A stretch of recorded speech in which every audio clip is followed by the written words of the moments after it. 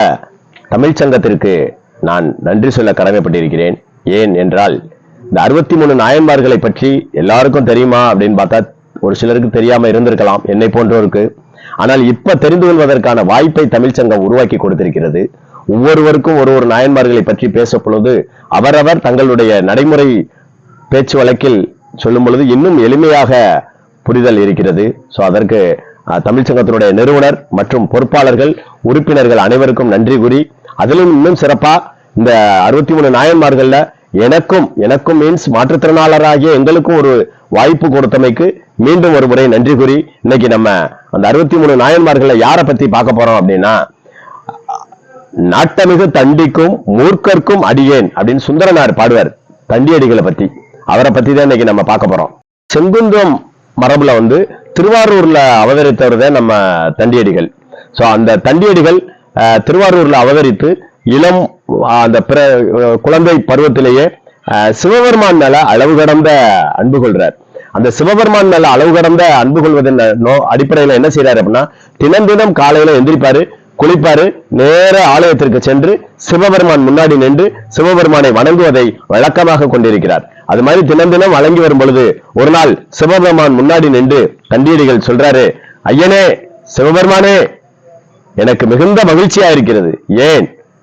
என்னால் உன்னை பார்க்க முடியவில்லை, ஆனால் நீர் என்னை பார்க்கிறீர் அல்லவா அப்படின்னு எனக்கு ரொம்ப மகிழ்ச்சியா இருக்கு அப்படிங்கிறார். ஏன் அப்படி சொல்றாரு அப்படின்னா, பிறவியிலேயே தண்டியடிகளுக்கு 2 கண்களும் பார்வை கிடையாது. அப்ப உடல்ல ஒரு குறைபாடு இருந்தாலும் ஒரு செயல் செய்வதற்கு மனசுவே வேணுமே தவிர உடல் குறைபாடு ஒரு காரணம் இல்லை அப்படிங்கிறது இதன் மூலமா நம்ம தெரிய வருது. சோ அந்த அடிப்படையில அவர் சிவபெருமான் அப்படி சொல்லிட்டு அதோட நிக்காம அவர் தினம் அந்த மாதிரி பணிகள் செய்யும் பொழுது சமணர்கள் அவரை கேலியும் கிண்டலும் அதிகமா பண்றாங்க.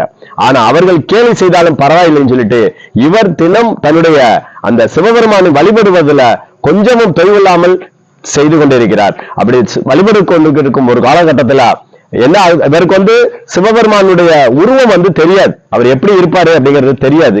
அடியார்களுடைய பாடல்களை அதிகமா கேட்கிறார்.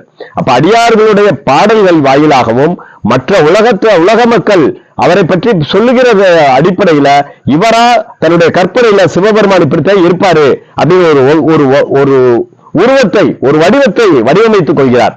இப்படித்தான் இருப்பாரு அப்படின்னு நினைச்சு இவரா கற்பனையில ஒரு வடிவத்தை உருவாக்கி கொண்டு அதன் அடிப்படையில வணங்கிக்கிட்டு வர்றாரு.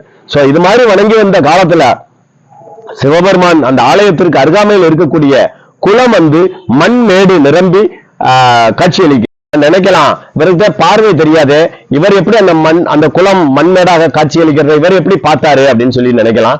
ஆனா அவர் தினம் அந்த குளத்தில் தன்னை சுத்தப்படுத்தி கொண்டு இறைவனையும் சுத்தப்படுத்தும் பணியை செஞ்சிருக்கிறாரு. அங்கிருந்து தண்ணி எடுத்துட்டு போய் அந்த ஆலயத்தை கழுவும் பணியை தினம் செஞ்சுக்கிட்டு இருந்திருக்கிறாரு. அது மாதிரி செயல்படும் பொழுது அங்கே மண் திட்டு அவர் கால்களில் தட்டுப்படுகிறது. இதை சுத்தம் செய்ய வேண்டும் என்று எண்ணி 2 கம்புகளை எடுக்கிறார். 2 கம்புகளை எடுத்துக்கொண்டு ஒரு கம்பை குளத்தின் மையப்பகுதியில் ஊனி வைத்துவிட்டு இன்னொரு கம்பை கரையில் ஊனி வைத்துவிட்டு இந்த கம்பிற்கும் அந்த கம்பிற்கும் இடையே கயிறு கட்டுகிறார். அந்த கயரை பிடித்துக் கொண்டு அந்த குளத்திற்குள் சென்று எங்கெல்லாம் மேடு தட்டுப்படுகிறதோ மண்வெட்டியால் அதை வெட்டி கூடையில் சுமந்து கொண்டு மண்ணை கரையில் கொண்டாந்து கொட்டுகிறார். இவ்வாறு அவர் செயல்படும் பொழுது சமணர்கள் நின்று அங்கே அமர்ந்து கொண்டு அதிகமான கேலி கிண்டல் செய்கிறார்கள். மனம் புண்படும்படியான வார்த்தைகளை எல்லாம் தெளிக்கிறார்கள். ஆனால் அவர் தன்னுடைய பணியை நிறுத்தாமல் என்ன நடக்குது அந்த இடத்துல பார்த்தோம்னா, அவர் அந்த குளத்துல இருக்கிற மண்ணை வெட்டி கொண்டு வரும் பொழுது அதிலிருந்து தண்ணீர் வலிந்து ஓடும். அந்த தண்ணீரோடு சேர்ந்து தண்டியடிகளுடைய கண்ணீரும் ஓடிக்கொண்டிருந்தது. அவ்வாறு அந்த பணியை செஞ்சுட்டே இருக்கிறாரு. அப்பொழுது ஒரு நாள் அந்த வேலையை முடித்து விட்டு கிளம்பும் பொழுது சமணர்கள் கேலி செய்கிறார்கள். அப்போது அவர் சமணர்களை பார்த்து சொல்றாரு, நிச்சயமாக பாருங்கள், நாளை எனக்கு பார்வை கிடைத்துவிடும், ஆனால் என்னை கேலி செய்யும் உங்களுக்கு பார்வை பறிபோகும் அப்படின்னு சொல்றார். இந்த இடத்துல பார்த்தோம்னா அப்ப தனக்கு கிடைக்கிறது தனக்கு சீன்றவர்களுக்கு துன்பம் நிலையணுமா அப்படின்னு நம்ம எண்ணலாம். ஆனா அதற்கு தனி விளக்கம் போகணும், அதனால அதுக்குள்ள இப்ப நம்ம போக வேணாம். ஆனா இவர் அந்த இடத்துல அப்படி சொல்லிடுறாரு. சொல்லிட்டு நேர வீட்டுக்கு போறாரு. வீட்டுல போய் சிவபெருமான்கிட்ட வேண்டுதல் பண்றாரு, ஐயனே சிவபெருமானே, என்ன செய்தியோ தெரியாது, உன்மீது வைத்த நம்பிக்கையால் உன்மீது கொண்டுள்ள அன்பால் நான் அப்படி சொல்லிட்டு வந்துட்டேன். எனக்கு நாளைக்கு பார்வை கிடைக்கணும், நாளைக்கு எனக்கு பார்வை வேணும், அப்படின்னு சொல்லி ரொம்ப அதிகமா சிவன்கிட்ட வேண்டுதல் வைக்கிறாரு. உடனே சிவபெருமானு காட்சி அளிக்கிறாரு. ஐயா தண்டியடிகளாரே, உங்கள் எண்ணம் போல் நிறைவேறும். நாளைக்கு நீங்க அந்த இடத்துக்கு போங்க, உங்களுக்கு பார்வை கிடைக்கும், அவர்களுடைய பார்வை பறிபோகும் அப்படின்னு சொல்லி சிவபெருமான் சொல்றாரு. உடனே சரின்னு சொல்லிட்டு இவர் படுத்து தூங்கி காலையில எந்திரிச்சு எப்பவும் போல தன்னுடைய பணிக்கு போறாரு. போகும்போது அங்கே அவங்க உட்காந்து ஆஹாஹான்னு சிரிக்கிறாங்க. பாத்தியா, நீ சொன்னீங்களா உனக்கு பார்வை கிடைச்சிருச்சா, உனக்கு கண்ணு தெரியல பாத்தியா, எங்களுக்கு என்னமோ கண்ணு போயிரும் சொன்னீங்க பாத்தியா, எதுவுமே நடக்கல. அப்ப சிவபெருமான் இல்ல இல்ல அப்படின்னு சொல்லி பேசுறாங்க. அப்படி பேசும் பொழுது இவருக்கு அப்படி பேசிக் கொண்டிருக்கும் பொழுது தண்டியடிகள் பார்வை பெறுகிறார். சமணர்களுக்கோ பார்வை பறிபோகிறது. அவர்கள் கத்துகிறார்கள், கதறுகிறார்கள், நாங்கள் தவறு இழைத்து விட்டோம், தப்பு செஞ்சுட்டோம் அப்படின்னு சொல்லி கதறாங்க. ஆனா இந்த தருணத்துல பாத்தீங்கன்னா சிவபெருமான் தண்டியடிகளுக்கு எப்படி காட்சி கொடுத்தாரோ அந்த பகுதியை வந்து சோழ மன்னர் வந்து ஆட்சி செஞ்சுட்டு இருந்திருக்கிறாங்க. அப்ப இவருக்கு காட்சி கொடுத்த மாதிரியே சோழ மன்னருக்கும் போய் சிவபெருமான் காட்சி கொடுத்திருக்கிறாரு. 2 கண்களும் தெரியாவிட்டாலும் அவர் அந்த குளத்தை தூர்வாரும் பணியை செய்ய முற்பட்டு அதற்கான வேலையை பார்த்துக்கிட்டு இருக்கிறாரு. நீங்க உடனடியா அந்த குளத்தை தூர்வாரி அந்த ஆலயத்தையும் சரி செய்ய வேண்டும் அப்படின்னு சொல்லி சிவபெருமான் காட்சி அளித்த உடனே சோழ மன்னர் அந்த இடத்துக்கு வர்றாரு. பணி செய்ததை பார்த்துவிட்டு கிராம மக்கள் அனைவரும் இணைந்து அந்த கோத்தை தூர்வாருகிறார்கள், அந்த ஆலயத்தையும் செப்பனிடுகிறார்கள்.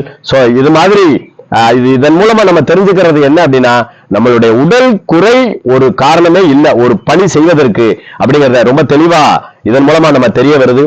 இந்த தண்டியடிகளை பற்றிய பேச எனக்கு வாய்ப்பு கொடுத்தமைக்கு மீண்டும் ஒரு முறை நன்றி கூறி, KJT புஷ்பராஜ் என்ற மலர் மன்னன், தமிழ்நாடு அரசு மாற்றுத்திறனாளிகள் நலவாரிய உறுப்பினர், மாநில தலைவர், தமிழ்நாடு தமிழ் மாற்றுத்திறனாளிகள் கூட்டமைப்பு, தமிழ் சங்கத்தினுடைய உறுப்பினர், நிறுவனர், தாய் இல்லம். நன்றி, வணக்கம்.